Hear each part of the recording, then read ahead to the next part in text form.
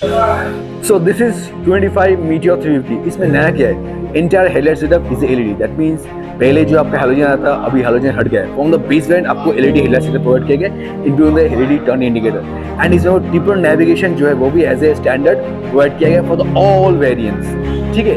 And इसमें slipper clutch assist जो है वो भी एज ए स्टैंडर्ड प्रोवाइड किया गया for the all variants. This are the major updates for this particular bike. ठीक है. ऑन टॉप ऑफ दैट इसमें आपको 5 कलर नया एड ऑन करवाया गया है. आपको फायरवॉल में 2, स्टिलर में 2 एंड जो आपको अरोड़ा है उसमें भी प्रोवाइड किया गया है एंड स्टिलर में 1. ये सारा कलर आपको नया इंट्रोड्यूस किया गया है. For more updates please follow the below link for detail walk around.